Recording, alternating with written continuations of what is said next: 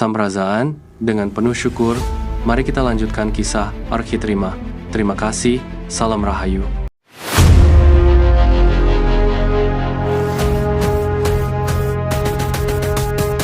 Begitu kedua kakinya menjejak tanah asing itu, Architrema merasakan tarikan gravitasi yang terasa akrab, seolah ia masih berada di bumi. Langit berwarna biru pucat menggantung di atas hamparan daratan yang dipenuhi bongkahan batu raksasa berkilau kehijauan. Tidak ada rumput, tidak ada pepohonan, hanya lautan batu bercahaya yang memantulkan sinar redup dari dalam dirinya sendiri. Semua itu bukan cat atau lumut, cahaya itu lahir dari isi batu itu sendiri. Architrema merogoh sakunya dan memastikan kristal Adahama masih aman tersimpan. Ia tahu diturunkannya ia ke tempat ini bukanlah kebetulan. Di kejauhan, batu-batu runsing menjulang seperti menara kota kuno yang membeku. Dunia ini sunyi, terlalu sunyi. Ia mengambil sebuah batu kecil di dekat kakinya. Batu itu terlihat biasa, namun saat digenggam, terasa berat bukan karena masanya, melainkan karena energi yang terkandung di dalamnya. Architrema mengalirkan kekuatannya 5%. Batu itu tetap utuh. 10%, retakan halus muncul. 15%, batu itu meledak menjadi serpihan cahaya. Matanya menyipit. Gila, kerasnya berkali-kali lipat dari batu bumi. Tatapannya lalu tertuju pada sesuatu yang jauh lebih besar, sebuah menara batu berbentuk kerucut setinggi rumah 2 lantai, memancarkan cahaya hijau dari inti tubuhnya. Begitu ia melangkah mendekat, kristal Adahama di sakunya bergetar hebat. Ia segera mengeluarkannya. Kristal itu memancarkan sinar dan membentuk hologram berisi simbol, peta, dan tulisan asing. Dalam sekejap, Architrema memahami semuanya. Batu hijau itu bernama Gogonit. Batuan energi murni, puluhan kali lebih kuat dari uranium, namun tanpa radiasi mematikan. Sumber daya yang mampu menggerakkan peradaban selama puluhan tahun hanya dengan sepotong kecil. Dan Gogonit tersebar di seluruh planet Gogoma. Haliudarnau, Haliudarnau. Suara itu menggema dari balik bebatuan.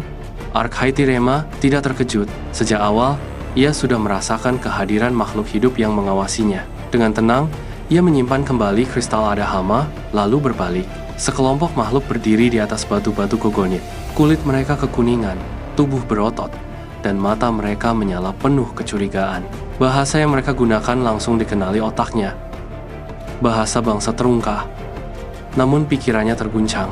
Trungka seharusnya hidup di planet mereka sendiri, jauh di gugusan Ornorag, puluhan ribu tahun cahaya dari Gogoma. Lalu, bagaimana mereka bisa berada di sini? Architrema mengamati mereka dengan lebih saksama.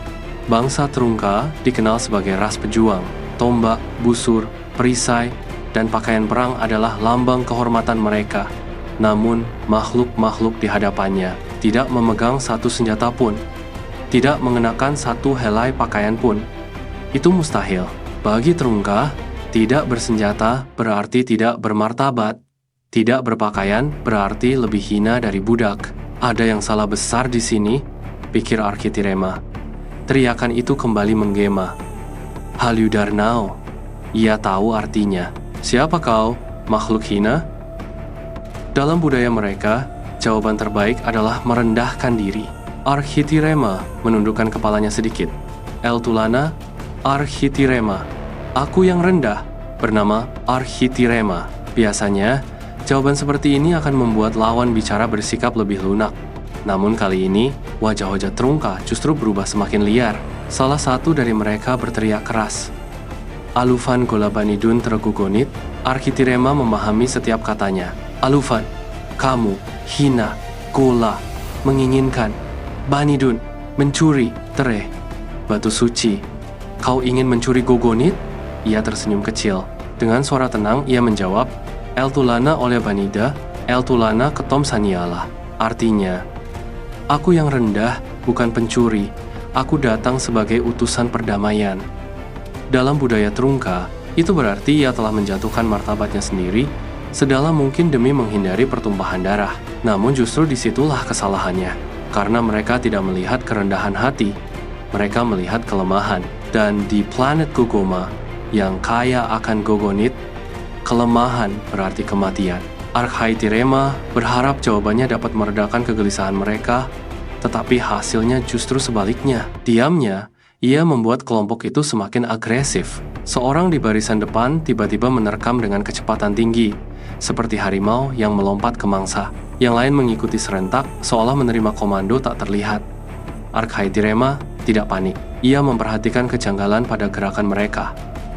Jumlahnya 25 orang, usia mereka setara 7 tahun ukuran Trungka, sekitar 21 tahun ukuran manusia bumi, 18 diantaranya perempuan. Gerakan mereka identik, penuh kemarahan yang tidak wajar. Kecepatan serangan mereka luar biasa bagi ukuran Trungka, namun tetap terlalu lambat bagi Arkhaithirema. Dalam penglihatannya, semua gerakan tampak seperti diperlambat. Ia menghindar dengan mudah, seolah berjalan santai di taman. Ia menganalisis. Ada lonjakan tenaga dan refleks yang melampaui batas normal. Tiba-tiba mereka berhenti, mundur beberapa langkah, lalu mengeluarkan suara geraman. Arkhaithirema tetap diam, mengamati dengan rasa ingin tahu. Tubuh mereka mulai berubah.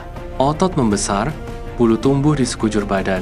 Awalnya, kepala masih menyerupai manusia, namun perlahan bentuknya memanjang menjadi seperti anjing buas dengan rahang kuat dan tatapan mengerikan. Kuku-kuku memanjang tajam. Struktur tubuh mengalami transformasi total. Pada puncaknya, mereka menyerupai serigala raksasa sebesar beruang. Arkhaithirema menyimpulkan bahwa mereka telah mengalami mutasi genetik. Makhluk hasil mutasi itu disebut Ortoka, produk eksperimen bangsa Bropa. Ortoka adalah manusia yang dicampur karakteristik berbagai binatang buas berkaki 4 hingga 8 dari beragam planet. Proses mutasi berlangsung cepat, antara 1 hingga 2 jam, bergantung pada daya tahan tubuh korban. Biasanya, Bropa menciptakan makhluk seperti ini untuk mempertahankan wilayah tertentu. Kali ini yang menjadi sasaran adalah bangsa Trungka. Arkhaithirema merasa iba, namun tidak membenarkan tindakan keji tersebut. Ia melihat kebiadaban itu sebagai kecerdasan tanpa moral. Serangan Ortoka kali ini jauh lebih dahsyat. Mereka menyerbu bersamaan, menciptakan getaran seperti gempa kecil dan hembusan angin kencang. Arkhaithirema tidak menghindar. Ia bergerak sangat cepat, memukul dan menendang pada titik-titik aman di tubuh mereka, bagian yang tidak berisiko mematikan. Dalam hitungan detik, para Ortoka terlempar dan tumbang. Ia mengetahui bahwa di tubuh mereka tertanam alat bernama mutator, biasanya dipasang di bahu, paha, lengan, atau pinggang. Alat inilah yang memicu transformasi. Mutator memancarkan cahaya kemerahan saat aktif. Arkhaithirema mengarahkan serangan tepat ke lokasi alat tersebut. Hanya dengan 10% kekuatannya, ia mampu melumpuhkan seluruh pasukan. Ketika mutator rusak, tubuh korban perlahan kembali normal. Mereka tergeletak lemah, energi terkuras habis akibat proses mutasi. Sebanyak 25 orang Trungka terbaring tanpa pakaian, seperti bayi yang baru lahir. Dengan sigap, Arkhaithirema memisahkan mereka berdasarkan jenis kelamin. Ia mengeluarkan kristal Adahama, perangkat teknologi teleportasi canggih. Dengan memprogram koordinat dalam memori kristal, ia memanggil pakaian dari tempat asal bangsa Trungka. Cahaya berkilat menyelimuti tubuh-tubuh itu. Dalam sekejap, mereka telah berpakaian kembali. Perlahan mereka sadar, masih dalam kondisi lemah. Wajah-wajah yang tadi dipenuhi kebengisan, kini hanya menunjukkan kebingungan. Mereka saling bertanya. Tak seorang pun mengingat apa yang terjadi. Arkhaithirema berbicara dalam bahasa mereka dengan sopan. Belikdemia Flerontusa, itu adalah sapaan hormat dalam budaya Trungka, bermakna, apakah kalian semua yang terhormat dalam keadaan sehat dan baik? Mereka terkejut, tidak menyangka makhluk asing mampu menggunakan bahasa mereka dengan halus. Salah seorang membalas, Haliu Menaran. Arkhaithirema tersenyum. Itu berarti kesadaran mereka telah kembali sepenuhnya. Arkhaithirema memperkenalkan dirinya sebagai utusan perdamaian dari planet bumi. Wibawanya membuat seluruh bangsa Trungka terdiam. Ia menjelaskan bahwa sesuatu telah terjadi pada mereka.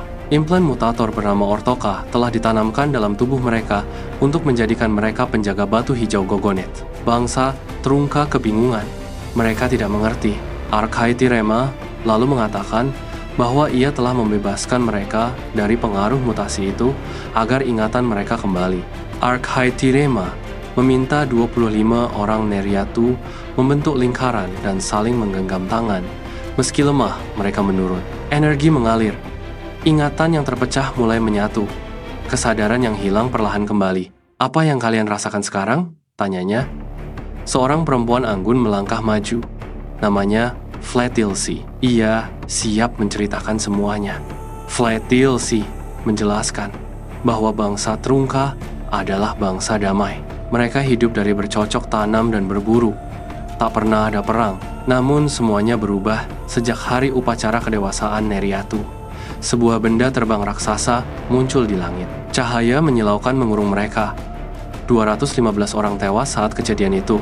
Para Neriatu tak mampu bergerak dan diculik. Ketika sadar, mereka berada di pelataran berbatu hijau bernama Gogonit. Sejak saat itu, amarah mereka tak terkendali. Siapapun yang mendekat, mereka serang. Perang demi perang terjadi. Bangsa Trungka mulai sadar bahwa mereka bukan diri mereka sendiri. Banyak korban berjatuhan. Mereka ingin berhenti, tapi tak mampu melawan dorongan dalam diri. Hingga akhirnya Arkhitirema datang dan membebaskan mereka. Mereka berterima kasih kepadanya. Tiba-tiba terdengar raungan mengerikan. Walatrot muncul. Monster raksasa hasil rekayasa genetika bangsa Mosram. Tubuhnya keras seperti batu, berlendir, dan sangat buas. Makhluk itu telah membantai banyak Neriatu. "Serahkan padaku," kata Arkhitirema tenang, dan pertarungan pun tak terhindarkan. Langit di atas dataran tandus itu tampak suram, seolah ikut menahan napas menghadapi sesuatu yang akan segera terjadi. Tanah retak dan bebatuan hitam berserakan seperti sisa luka lama yang belum sembuh. Di tengah lanskap sunyi itu, getaran berat tiba-tiba merambat melalui permukaan tanah, disusul suara gesekan keras yang memekakkan telinga. Dari balik kabut debu, sosok-sosok raksasa bermunculan. Makhluk-makhluk itu menyerupai belalang sembah, tetapi ukurannya melampaui nalar. Tinggi mereka menjulang lebih dari 10 meter dengan kaki-kaki tajam seperti tombak dan sayap besar yang bergetar mengeluarkan bunyi mendengung. Mata majemuk mereka memantulkan cahaya redup, menatap ke segala arah dengan kesadaran buas. Satu muncul, lalu diikuti beberapa lainnya, membentuk barisan yang menutup cakrawala. Di kejauhan, tersembunyi di balik celah batuan besar, para Neratu mengamati dengan tubuh gemetar. Mereka tahu makhluk itu bukan sekadar predator biasa. Kehadiran mereka selalu diikuti kehancuran. Namun di antara ketakutan itu, ada satu sosok yang berdiri tegak di depan, memandang tanpa gentar Arkhitirema. Pemuda itu menarik napas perlahan, membiarkan pikirannya bekerja cepat. Ia tahu satu kesalahan kecil saja dapat membawa bencana bagi mereka semua. Jika monster-monster itu menemukan tempat persembunyian Neratu, tak seorang pun akan selamat. Satu-satunya pilihan adalah mengalihkan perhatian mereka. Tanpa peringatan, tubuhnya melesat maju. Dalam sekejap, ia telah berada di hadapan kawanan raksasa itu.